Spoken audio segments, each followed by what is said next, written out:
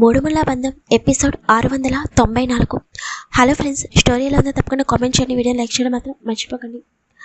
వసు చిరాకుగా అనుకుంటూ డోర్ దగ్గరికి వెళ్ళి డోర్ ఓపెన్ చేయగానే ఎదురుగా ఉన్న అభిని చూసి షాక్తో అలాగే బిగుసుకుపోతుంది.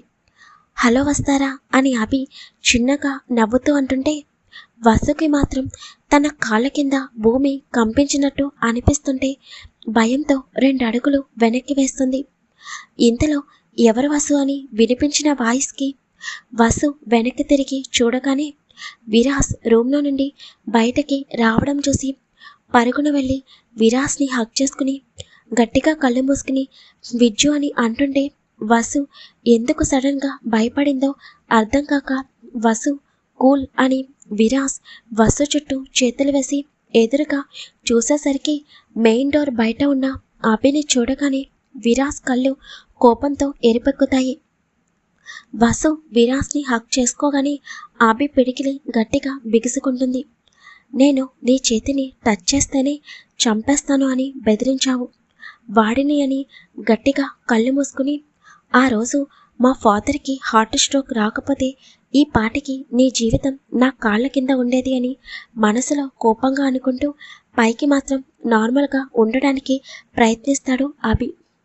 విరాస్ తన కోపాన్ని కంట్రోల్ చేసుకుంటూ వసు వాడిని చూసి భయపడుతున్నావా అని విరాస్ వసు తలని పైకెత్తి వసు కన్నీళ్ళని తుడిచి పద అని వసు భుజం చుట్టూ చేతులు వేసి అభి దగ్గరికి వెళ్ళి ఏంటి దారి తప్పొచ్చావు అని విరాస్ వెటకారంగా అంటుంటే అభి కూడా తన కోపాన్ని కంట్రోల్ చేసుకుంటూ రప్పించావుగా అని అంటుంటే ఇప్పటికైనా బుద్ధి మారి మంచిగా ఉంటే అన్నీ సెట్ అవుతాయి అని విరాస్ అనగానే నీ హెల్ప్ ఏమీ నాకు అవసరం లేదు.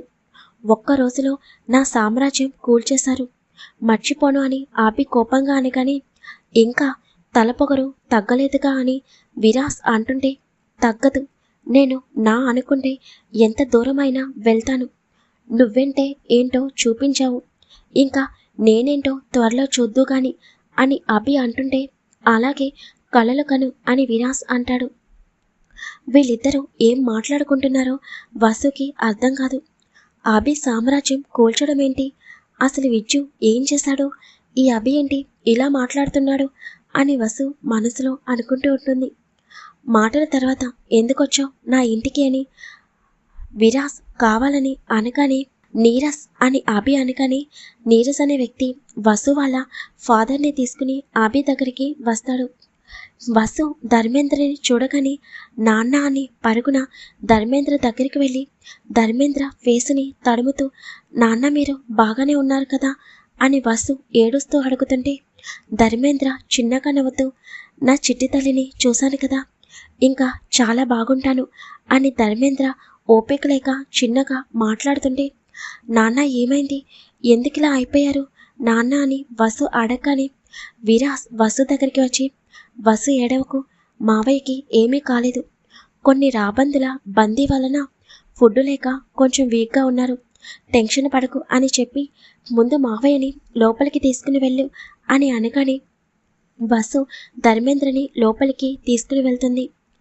వసు వెళ్ళిపోయిన తర్వాత విరాస్ కోపంగా అభి గొంతు పట్టుకుని ఒక్కసారిగా పైకి లేపగానే అనుకోని పరిణామానికి అభి షాక్గా విరాస్ వైపు చూస్తూ ఉంటాడు. విరాస్ అభిని పట్టుకోగానే నీరస్ మా సార్ని ఏం చేస్తున్నారు అని విరాస్ని కొట్టడానికి రాగానే విరాస్ మరొక చేతితో నీరస్ గొంతు పట్టుకుని ప్రాణాలతో బయటపడాలంటే ఇక్కడి నుండి పో అని నీరస్ని దూరంగా విసరగానే నీరస్ భయంగా పరుగున అక్కడి నుండి వెళ్ళిపోతాడు. విరాస్ పట్టు అభికి ఊపిరాడక కాళ్ళు 2 కొట్టుకుంటూ విరాస్ చేతిని విడిపించుకోవాలని విశ్వ ప్రయత్నాలు చేస్తూ ఉంటాడు. ఏంటి ఇందాక వసు ఉంది అని నా కోపాన్ని కంట్రోల్ చేసుకున్నాను, ఏం వాగుతున్నావు, ఇంకా నీ మనసులో వసు పైన కోరిక పోలేదా అని నాకు క్లియర్గా అర్థమవుతుంది. ఒకసారి వసుని టచ్ చేసి తనని చీట్ చేసి తనకి స్లీపింగ్ పిల్స్ ఇచ్చి తన జీవితాన్ని నాశనం చేయాలని చూసినందుకే నీకు ఈ గతి పట్టించాను, పిచ్చి పిచ్చి వేషాలు వేసావనుకో చంపేస్తాను అని ఇంకా అభి కళ్ళు తేలేసేసరికి అభిని విసురుగా వదిలేస్తాడు విరాస్. అభికి ఊపిరాడక కింద పడి దగ్గుతూ ఉంటుంటే విరాస్ నవ్వుతూ, నీ మనసులో కాదు, నీ ఆలోచనలో కూడా వసుధార ఉండకూడదు, అర్థమైందా? నువ్వు మీ మావయ్య కలిసి వసుని ఏమన్నా చేయాలని చూస్తే ఆ క్షణమే మీ ఇద్దరి ప్రాణాలు గాలిలో కలిసిపోతాయి. ఇప్పటికే నా పవర్ ఏంటో నీకు తెలిసే ఉంటుంది. నా గురించి పూర్తిగా తెలుసుకుంటే ఇప్పుడే నీ గుండె ఆగిపోతుంది. అవసరమా అని విరాస్ కోపంగా అనగానే అభికి విరాస్ ఫేస్లో కనిపిస్తున్న కోపానికి తన శరీరం అంతా చిన్నగా వణుకుతుంది.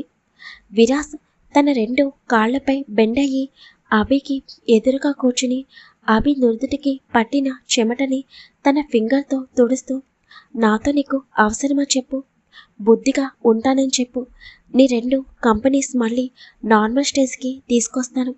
ఒక వెల్ విషర్గా ఉంటాను.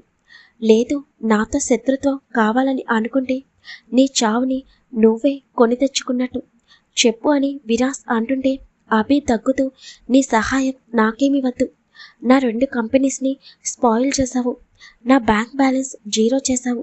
చాలు, మళ్ళీ నేను నార్మల్గా ఎలా అవ్వగలనో నాకు తెలుసు అని అభి దగ్గుతూ అంటుంటే, నీ కర్మ అని విరాస్ పైకి లేవగానే అభి కూడా నెమ్మదిగా పైకి లెగుస్తాడు. అభి వెళ్ళడానికి ఒక అడుగు ముందుకు వేయగానే, ఎక్కడికి అని విరాస్ అంటుంటే, ఏంటి నీ ఇంట్లోనే ఉండమంటావా అని అభి అంటుంటే, మా మావయ్యని అప్పచెప్పావు, ఓకే, మరి మీ మావయ్యపై ప్రెజర్ తగ్గాల్సిన అవసరం లేదా అనగానే అభికి అప్పుడు వాళ్ళ మావయ్య గుర్తుకొస్తాడు. మీ మావయ్యని నీకు అప్పచెప్పాను కదా, ఇంకా మా వాళ్ళకి కాల్ చేసి మా మావయ్యకి ప్రాబ్లం లేకుండా చెయ్యి అని అనగానే, తప్పకుండా, అంతకంటే ముందు నువ్వు ఇంకో పని చేయాలి అని అనగానే, ఏంటి అని అడుగుతాడు అభి.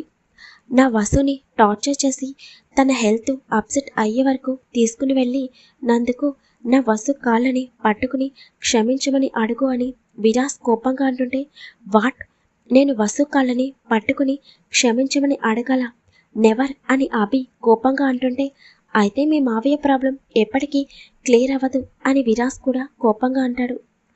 అభి గట్టిగా కళ్ళు మూసుకుని సరే అని అనగానే విరాస్ నవ్వుతూ వసు అని పిలవగానే వసు విరాస్ పిలుపుకి బయటకొచ్చి, ఏంటి విజు అని అంటుంటే, పాపం అభి నీకు ఏదో చెప్పాలంట అని అనగానే వసు అభి వైపు చూస్తూ, ఏంటి అని చిరాకుగా అంటుంది.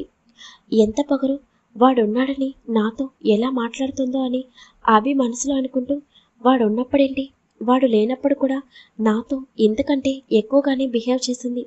నిన్ను మాత్రం ఎప్పటికీ వదలని వస్తారా? నువ్వు నాకు మాత్రమే సొంతం.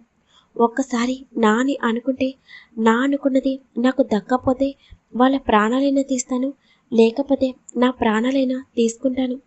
నువ్వు వాడికి ఎప్పటికీ సొంతం కాలేవు అని కోపంగా అనుకుంటుంటే, ఆలోచించింది చాలు, త్వరగా కానీ అని విరాస్ అనగానే అభి వసు వైపు చూస్తూ వెంటనే కిందకి వంగి వసు కాళ్ళని పట్టుకోగానే వసు షాక్గా విరాస్ వైపు చూస్తుంది.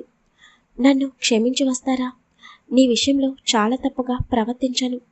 ఇంకెప్పుడు నా నుండి నీకు ఎటువంటి ప్రాబ్లం ఉండదు అని అనగానే వసు వెంటనే వెనక్కి జరిగి, ఏంటి విచ్చు ఇదంతా అని అంటుంటే, ఇంకా లెగు అని విరాస్ అనగానే అభి లేచి, నువ్వు చెప్పినట్టే చేశాను కదా, ఇంకా మా మావయ్య ప్రాబ్లం క్లియర్ చెయ్యి అని అనగానే, చేస్తాను, ఈ విరాసింహ మాట అంటే మాటే, ఇంకా వెళ్ళు, ఇంకొకసారి పిచ్చి పిచ్చి వేషాలు వేస్తే ప్రాణాలతో ఉండవు అని కోపంగా అనగానే అభి అక్కడి నుండి వెళ్ళిపోతాడు.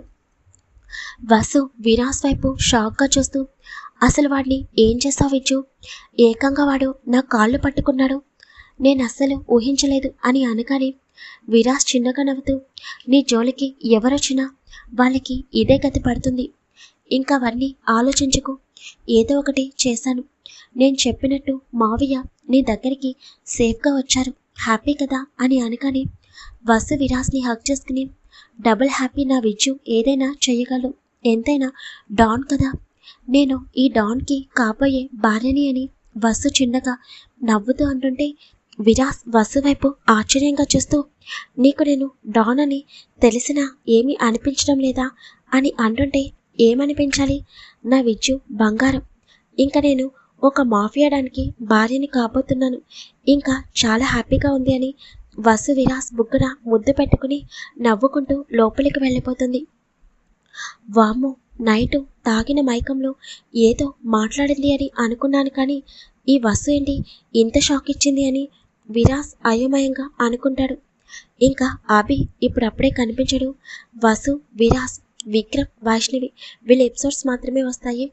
అభి మళ్ళీ కనిపించాలంటే వసుకి విరాస్కి పెళ్లి జరుగుతున్న తర్వాత మాత్రమే అభి ఎంట్రీ ఉంటుంది. కానీ జస్ట్ 1 or 2 ఎపిసోడ్లో అభి ఇష్యూ కూడా క్లియర్ అయిపోతుంది.